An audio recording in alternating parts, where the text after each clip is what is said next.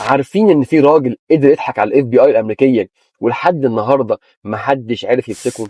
القصه بدات 24 نوفمبر 1971 لما راجل في الاربعينات من عمره لابس بدله شيك ونضاره سودا دخل مطار بورتلاند الامريكي وقطع تذكره باسم دان كوبر، وطلع الطياره، قعد في كرسيه بهدوء وطلب كولا، وبعد الاقلاع بشويه سلم المضيفه ورقه، ولما فتحتها اتصدمت لأنه كان كاتب فيها: معايا قنبلة في شنطتي وعايز 200,000 دولار وأربعة باراشوتات.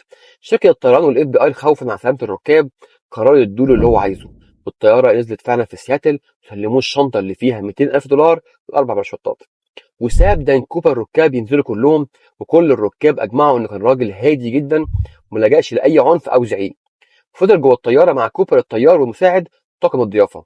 وبعد ما الطيارة اتزودت بالوقود وطار التاني، طلب دان كوبر من الكابتن انه يطير على ارتفاع منخفض حوالي 10,000 قدم وبسرعه بطيئه في اتجاه نيفادا.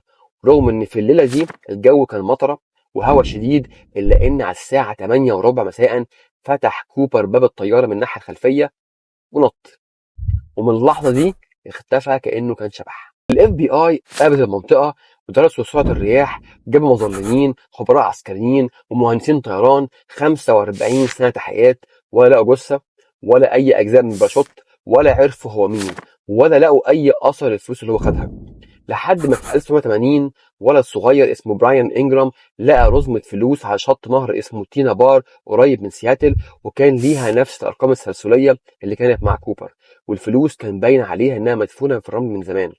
وده كان الدليل الوحيد اللي اقوله لغايه دلوقتي، والاف بي اي ما قدرش تعرف اتدفت ازاي الفلوس دي. فضل السؤال واللي بدون إجابة إلى الآن: هل دان كوبر مات في النطة ولا عاش وغير هويته وصرف الفلوس دي بهدوء وذكاء؟ في 2016 الاف بي اي اعلنت رسميا انها قفلت القضية، وبعد نصف قرن لسه السؤال بدون إجابة: ازاي دان كوبر نط من السماء واختفى للأبد كده؟